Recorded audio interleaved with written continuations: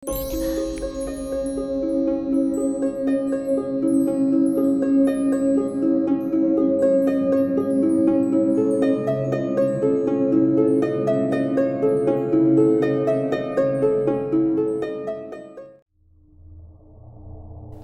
malam dan selamat datang. Saya Denny, narator dari Rumah Horor Indonesia. Semoga Sobat RAI semua ada dalam keadaan yang sehat dan berbahagia. Malam hari ini saya akan melanjutkan episode yang lalu mengenai keluarga pemuja setan yang ditulis oleh Kumang. Dan sebelumnya saya salah menyebut Kumang dengan bro, padahal harusnya Kumang ini adalah sis. Sayanya aja yang kurang ngeh ya, padahal kan jelas ya mereka bertiga. Ada adiknya yang namanya Nia, kemudian juga ada temennya yang namanya Cici, semua cewek. Nggak mungkin kan cewek-cewek cowok. Ternyata ketiganya adalah cewek, apalagi dengan cara mereka untuk merespon masalah dan kejadian mistis. Dan sekali lagi terima kasih ya buat Kumang yang sudah mengizinkan ceritanya untuk dibacakan di podcast Rumah Horor Indonesia. Nah, kemarin kita meninggalkan cerita di mana Nia tidur dengan posisi seperti berdoa. Namun yang aneh, Nia ini sepertinya susah dibangunkan. Oke, inilah dia kelanjutan Keluarga Pemuja Setan bagian 2. Kenapa adikku Nyet? Kok gak bangun-bangun ya? Tolongin dong. Aku udah langsung panik, mau nangis. Akhirnya sama Cici coba ditarik ujung jari kakinya beberapa kali. Barulah setelah itu Nia bangun. Ada apa kak? Jam berapa nih? Tanyanya sambil merem melek memperhatikan kami. Kamu kenapa dek? Mimpi buruk kah? Enggak. Emangnya aku kenapa? Oh, enggak apa-apa. Tidur aja lagi ya. Kami mau masak mie dulu. Iya deh. Syukurlah Nia baik-baik saja. Setelah itu aku dan Cici langsung masak mie. Hanya beberapa menit menunggu, mie sudah siap disantap. Kami kemudian membawa mangkuk mie ke dalam kamar dengan maksud mau makan sambil nonton. Selesai makan, kami bersamaan ke dapur untuk minum, sekalian ngantar mangkuk bekas makan tadi. Selama beraktivitas, semua masih baik-baik saja.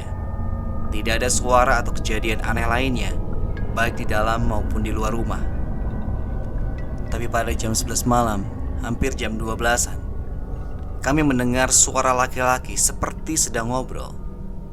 Harusnya tidak aneh ya. Tapi yang membingungkan adalah suara tersebut berasal dari kamar sebelah, yaitu kamar Pak Jaka. Kamar kami bersebelahan banget. Jika ada aktivitas di dalam rumah, baik itu kiri maupun kanan, pasti kedengaran jelas karena tidak ada plafonnya. Ukuran ruangan dalam satu pintu juga kecil, serta atap rumah juga rendah.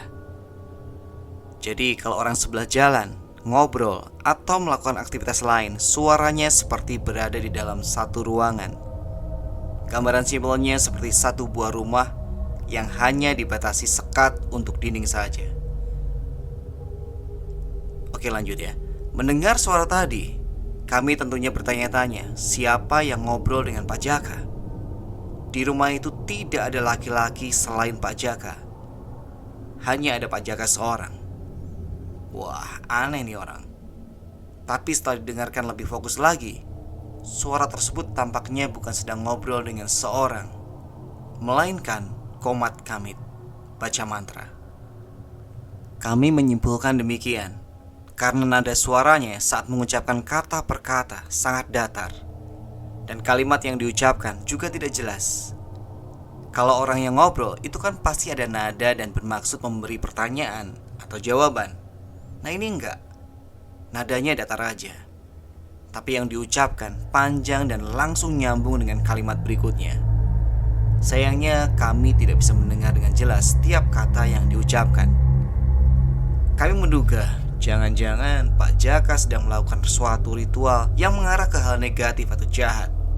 Misalnya santet, ngepet, melet, nyopet, pokoknya yang jahat lah. Karena ritual dilakukan tertutup dan dilakukan pada jam yang tak biasa. Nah bagian ini diperjelas ya. Maksudnya adalah pada ritual-ritual yang pernah kami lihat, ritual diadakan pada awal malam Misalnya mulai jam 6 sore sampai pagi. Paling lambat dimulai jam 8 malam. Untuk sesajen sendiri, aku memang tidak tahu banyak hal. Tapi pada ritual yang pernah kulihat, sesajennya jelas. Ada ayam kampung, babi kampung, ketan, dan lain-lain. Tapi rata-rata sajen dimasak dulu. Hanya tidak dikasih bumbu dan penyedap rasa saja. Yang penting masak atau sudah matang. Kalaupun ada sesajen yang masih mentah, biasanya adalah ketan yang sudah diadon dan dibentuk. Misalnya adonan tersebut dibuat bulat seperti bulatan bakso, atau dibentuk jadi daun, kendi, kepala, dan sebagainya. Nah, darah ayam juga mentah, tapi bukan untuk digabungkan dengan sesajen, melainkan untuk mengolesi benda-benda yang digunakan dalam ritual. Misalnya pedang, mandau atau batu, benda milik manang atau dukun.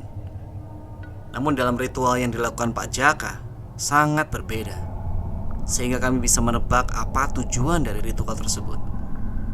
Sekitar jam 1 malam, kami mendengar suara lolongan anjing. Berisik banget, seakan ada yang sedang berebut makanan.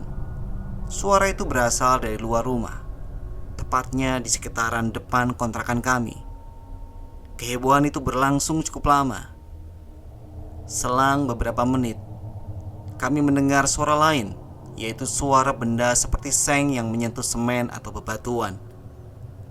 Karena penasaran, aku mengajak Cici melihat keadaan di luar lewat jendela.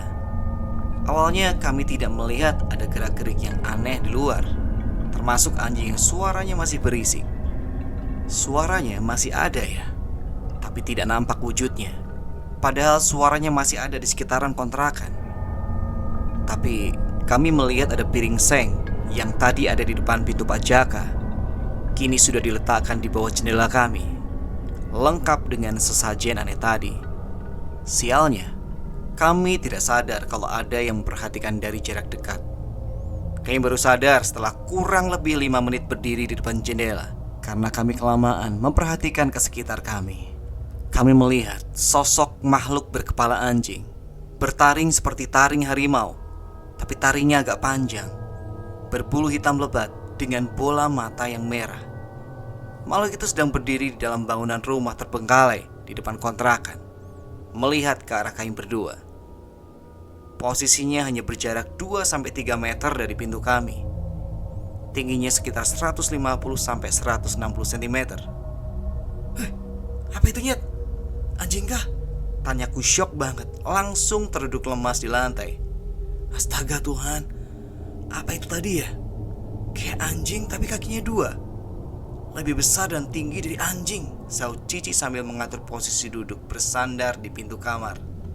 Kami bahkan tidak sempat mengunci jendela dengan ganjalan biar rapat karena kaget. Langsung main tutup saja, lalu lari ke kamar.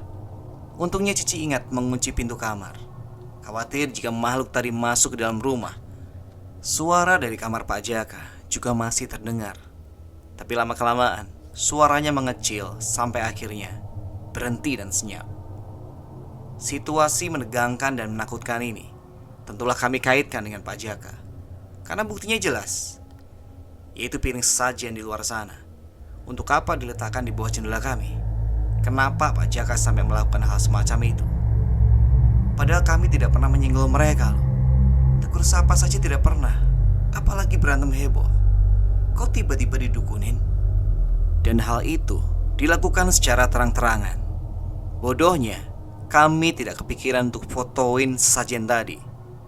Harusnya bisa dijadikan bukti untuk ditunjukkan ke Pak Raffi atau ke ketua adat setempat bahwa yang mengusik lebih dulu adalah Pak Jaka, supaya Pak Raffi juga percaya kalau ada bukti semacam itu. Akhirnya kami hanya bisa menunggu sampai situasi aman dari dalam kamar. Kami tiba-tiba kepikiran lagi. Sebentar, kalau Pak Jaka sedari tadi komat kami di kamar, lalu yang keluar rumah dan memindahkan piring itu, siapa dong? Apakah ada yang membantu? Entahlah, kami juga dibuat mikir soal itu. Pada jam 2 malam, kami mendengar suara yang familiar, yaitu Skidi Papap. Random banget ya. Tapi memang iya, suara itu sangat familiar, karena kami sering mendengarnya setiap malamnya. benar-benar setiap malam. Biasanya suara skidi papap mulai terdengar dari jam 10-an ke atas sampai jam 4-5 subuh. Gila memang. Dari horor langsung jadi adegan 18+. Tapi malam itu adegan tersebut baru dimulai di jam 2. Mungkin karena tadi masih sibuk dengan ritualnya. Namun yang aneh di sini adalah suara skidi papap itu berasal dari ruang tamu. Setahu kami yang tidur di ruang tamu adalah Naya dan anaknya, si Mei. Karena setiap subuh anaknya pasti bangun dan langsung nangis. Dan suaranya ya di ruang tamu.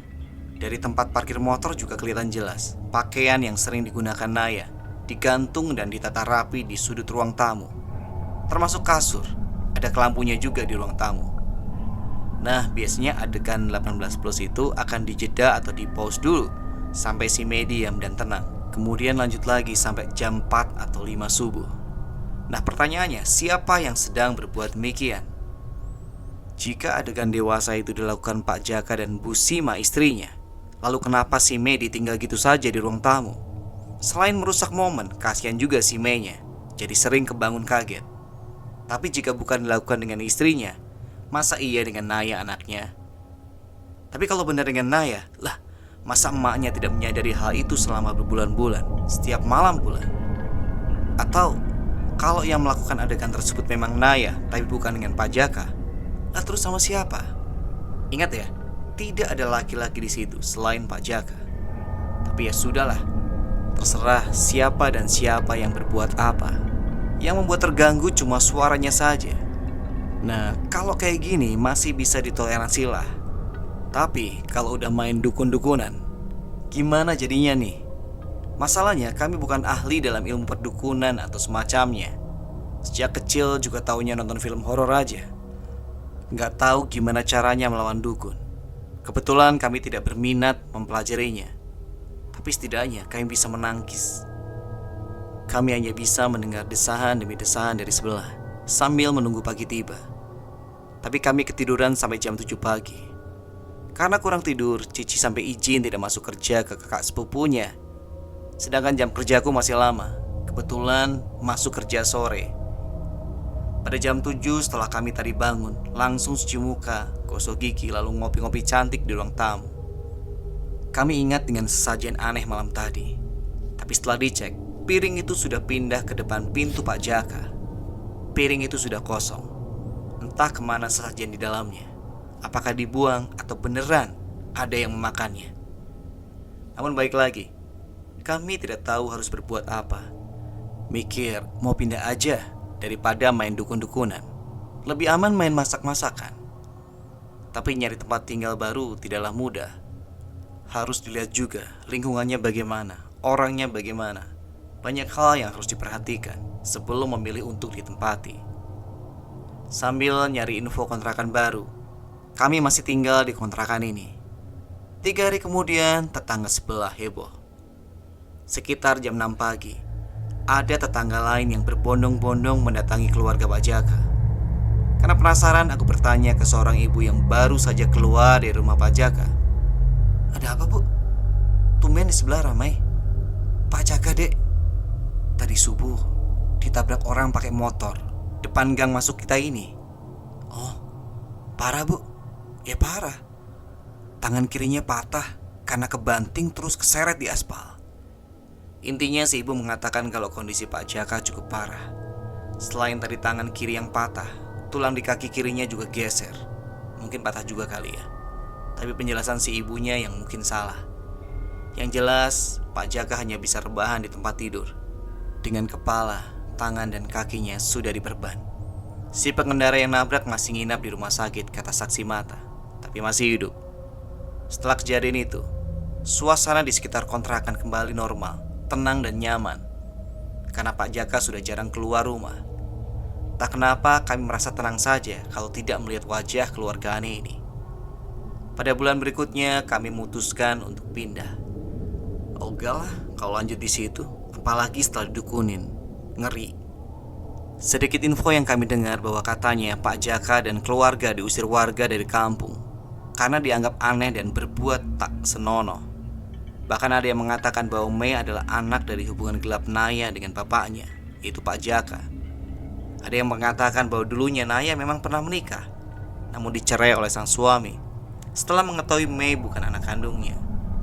Hal itu diketahui oleh sang suami ketika mereka membawa Mei ke rumah sakit di ibu kota, bukan kabupaten kota yang sekarang ya.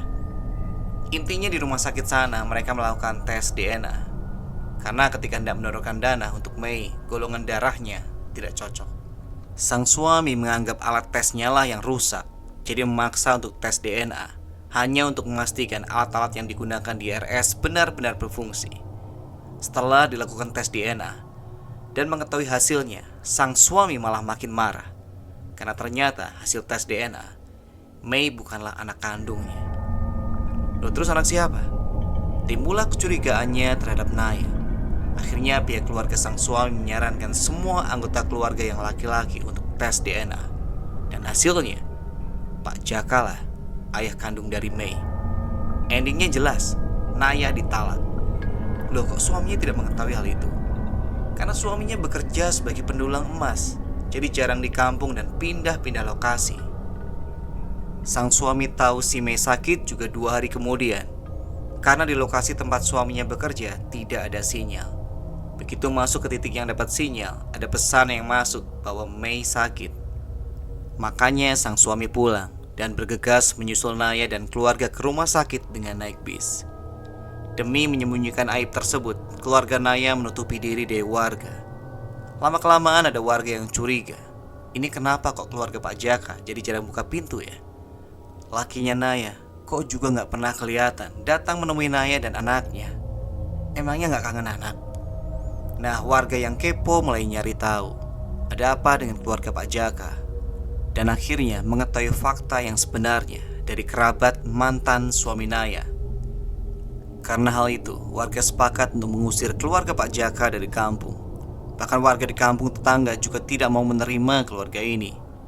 Satu-satunya yang paling aman dan jauh dari para warga kampung adalah kota. Oleh karena itu Pak Jaka langsung memboyong istri dan anak-anaknya ke kota. Alasannya warga sampai mengusir adalah karena mengetahui ada hubungan antara ayah dan anak. Tapi yang jadi pertanyaan, kenapa Bu Sima diam saja, bahkan mau ikut serta tinggal di kota? Apakah Bu Sima sudah menerima dan memaafkan anak dan suaminya? Atau Bu Sima dibuat tunduk? Yang paling memungkinkan, Bu Sima ataupun Naya sengaja dibuat tunduk dan patuh dengan Pak Jaka. Oleh karena itu Pak Jaka harus melakukan ritual tertutupnya. Lalu apa hubungannya dengan kami? Sampai kami didukunin juga. Kami menduga mungkin sesajen itu sengaja dibuat tidak lengkap, dan pelengkapnya adalah salah satu dari kami. Namun karena sejak awal ritual dimulai sudah ketahuan sama kami, mungkin ritualnya gagal. Maka kesialan berbalik menimpa Pak Jaka yang membuatnya kecelakaan. Bayi Dina yang meninggal juga mungkin karena ulah Pak Jaka, karena Dina sering dikasih minuman seperti teh sama keluarga Pak Jaka. Hampir setiap hari makan dan minum di rumah Pak Jaka. Kalau katanya Naya sih, minuman itu untuk memperlancar proses lahiran. Tapi nyatanya malah membuat bayinya tidak selamat. Sekarang kontrakan itu sudah dibongkar. Keluarga Pak Jaka pastinya sudah pindah, tapi entah kemana. Sekian ceritaku, maaf jika kurang menarik.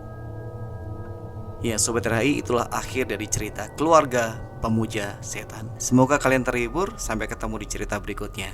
Selamat malam, selamat beristirahat.